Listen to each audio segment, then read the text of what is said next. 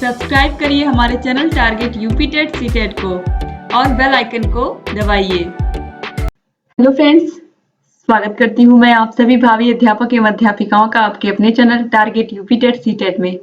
दोस्तों, आज के वीडियो में हम देखेंगे टीचिंग मेथड्स में डॉक्टर वेस्ट मेथड। दोस्तों, डॉक्टर वेस्ट मेथड के बारे में पढ़ने से पहले आप ये जान लीजिए कि ये कौन थे। ये बंगाल में एक विश्वविद्यालय में शिक्षा निदेशक थे और इन्होंने इंग्लिश विषय के ऊपर बहुत सारी रिसर्च की और उसी के आधार पे इन्होंने जो अपना मेथड बनाया उसका नाम डॉक्टर वेस्ट मेथड रखा गया। तो दोस्तों, डॉक्टर वेस्ट मेथड में क्या-क्या इसकी विशेषताएं हैं और इसको कितना महत्व दिया गया और इन सभी के बारे में हमको जब हम इसके बारे में पूरा पढ़ेंगे तब इन सभी के बारे में हमको जानकारी होगी। इससे पहले मैंने आप लोगों को direct method, bilingual method, grammar, translation method in सभी के बारे में बता दिया है।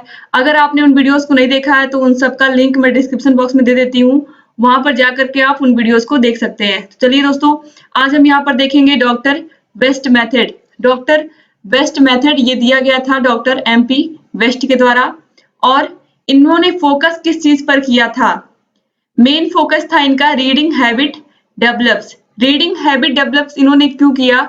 क्योंकि हमारे इंडिया में आप सभी लोग जानते हो हमारे देश में इतने सारे राज्य हैं। सभी राज्यों में जैसे हिंदी तो हम लोग आमतौर पे बोलते हैं, लेकिन सभी राज्यों की अपनी अलग-अलग भाषाएं भी हैं। जैसे महाराष्ट्र में लोग मराठी बोलते हैं, गुजरात में गुजराती बोलते हैं, बंगाल में बंगाली बोलते हैं।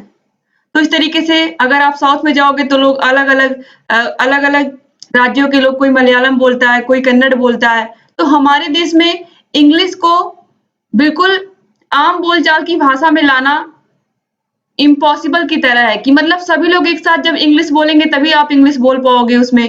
तो इस तरीके से इन्होंने सोचा कि किस तरीके से इंग्लिश बच्चों को सिखाया जाए कि बच्चे आसानी से उस भाषा को सीख लें। अब बच्चा बोल तो पा रहा, मान लीजिए बच्चा किसी दुकान पर कोई सामान लेने गया, तो अब दुकान पर सामान लेने गया तो दुकानदार से इंग्लिश में तो वो बोलेगा नहीं, वो हिंदी में ही बोलेगा, जो भाषा वो आसानी से समझ ले। या जिस भी भाषा में, मान लीजिए गुजरात का है तो गुजराती भाषा में बोलेगा। तो इस तरीके से मान लीजिए जिस भी राज्य का बच्चा है वो जो भी सामान लेने गया, जिस भी भाषा में वो बोल रहा है, वहां की चाहे गुजरात का है गुजराती में बोल रहा है या हिंदी में ही बोल रहा है, तो आप हिंदी तो समझ जाओगे। आपके देश में हिंदी भाषा बोली जाती है मैक्सिमम राज्यों में। इसके अलावा आपके राज्य की भाषा भी आप समझ जाओगे। जैसे आप मान लीजिए उत्तर प्रदेश में रह रहे हो या बिहार में रह रहे हो तो आप भोजपुरी भाषा आसानी से समझ जाओगे। तो इस तरीके से जहां पर इंसान रहता है वहां की जो क्षेत्रीय भाषा होती है और जो उस देश की भाषा होती है उसको लोग समझ जाते हैं। लेकिन अब चूंकि इंग्लिश फॉरेन लैंग्वेज है, इसलिए इसको बोलने में थोड़ी कठिनाई होती है, लोगों को समझने में भी कठिनाई होती है। तो यहाँ पर इन्होंने सोचा कि किस तरीके से बच्चों को इंग्लिश भाषा को सिखाया जाए जिससे बच्चे आसानी से इंग्लिश भाषा को सीख लें। तो यहाँ पर देखिए इन्होंने क्या किया, इन्होंने रीडिंग हैबिट डेवलप किया बच्चों में कि अब बच्चा बोल तो पा नहीं रहा लेकिन बच्चा पढ़ तो सकता है, इंग्लिश को पढ़ करके तो अधिक से अधिक सीख सकता है। तो इन्होंने रीडिंग हैबिट डेवलप की। अब देखिए इन्होंने क्या कहा है, English promotes international relations and brotherhood and a medium of communication enlarge our vision. इसका मतलब है कि जो इंग्लिश भाषा है ये इंटरनेशनल रिलेशंस को, अंतरराष्ट्रीय संबंधों को मजबूत करता है, प्रमोट करता है, बढ़ावा देता है। इसका मतलब है कि जो इंग्लिश भाषा है वो क्या है, इंटरनेशनल लैंग्वेज है। मैक्सिमम देशों में इंग्लिश भाषा ही लोग बोलते हैं और इंग्लिश जो है वो इंटरनेशनल भाषा के रूप में सभी देशों में बोली जाती है। और अगर आप इंडिया से बाहर जाओगे तो आपके पास एक ही ऑप्शन है, अगर आपको इंग्लिश आती है तो आप बहुत सारे काम आपके आसान हो जाएंगे। तो यहाँ पर इन्होंने यही समझाने की कोशिश की है कि जो इंग्लिश है ये इंटरनेशनल रिलेशंस को भी अच्छा करती है और ये सबसे अच्छा मीडियम भी है कम्युनिकेशन का और हमारे विजन को भी बढ़ाने का। हमारे विजन का मतलब है कि हमारे नजरिए को बढ़ाने का। जब हमको इंग्लिश भाषा आएगी तो हम दूसरे देश में जाएंगे तो वहां पर भी वहां के लोगों का रहन सहन, वहां की संस्कृति को सब कुछ समझ पाएंगे और लोगों से बात भी कर पाएंगे।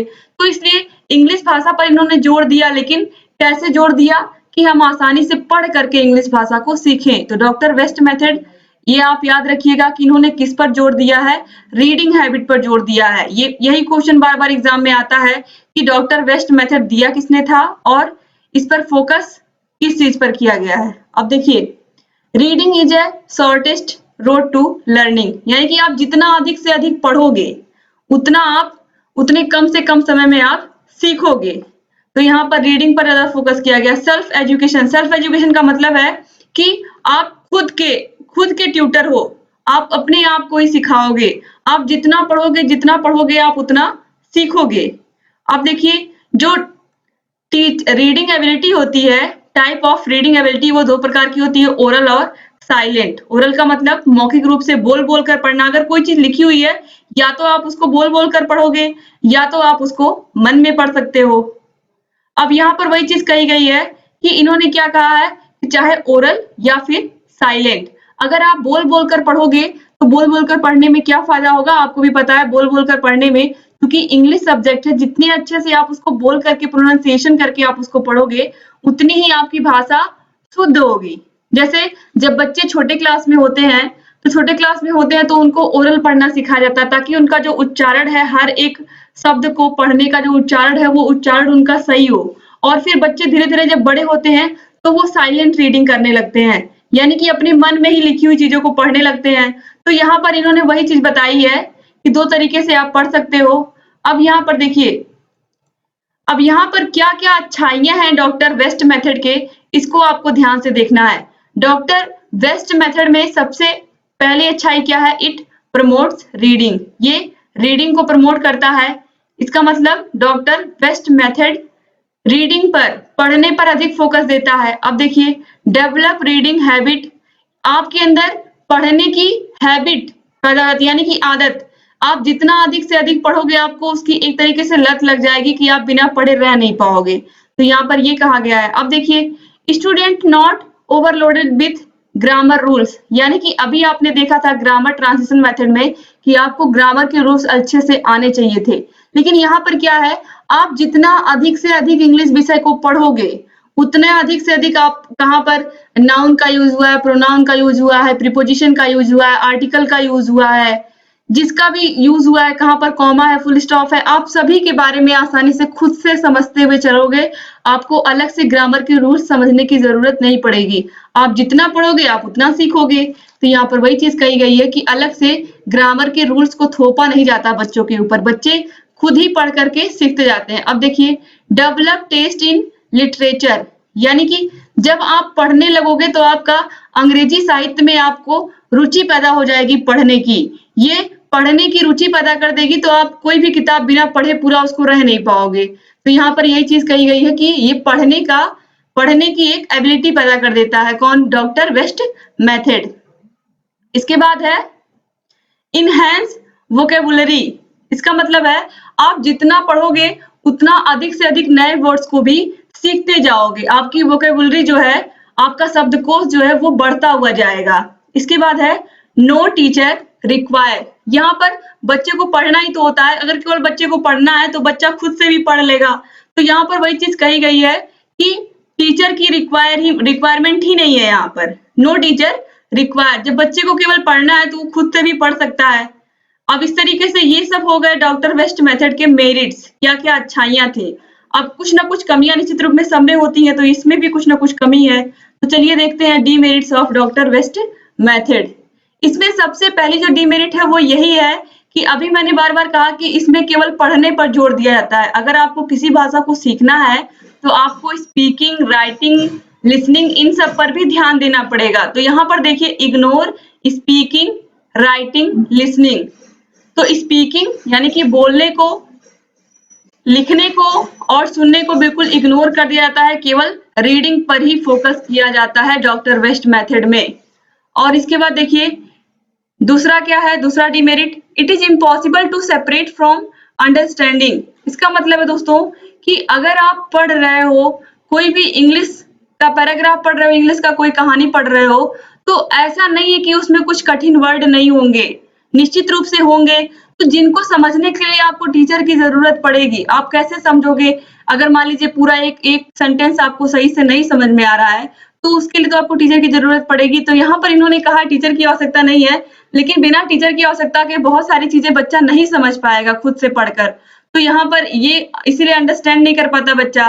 अब देखिए थोड़ा बोरिंग होता है, चूंकि बच्चे को अकेले पढ़ना होता है, अकेले पढ़ना होगा तो निश्चित रूप से वो बोर हो जाएगा, खुद से ही पढ़ना रहेगा, खुद से ही समझना रहेगा, तो इस तरीके से पढ़ाई थोड़ा मुश्किल है। अब देखिए teacher should require to explain some meanings, देखिए वही चीज है कि टीचर की जरूरत तो पड़ेगी कुछ मीनिंग्स को समझाने की, तो यहाँ पर ये बहुत जरूरी है कि कुछ चीजें टीचर के द्वारा भी बताने की जरूरत पड़ेगी।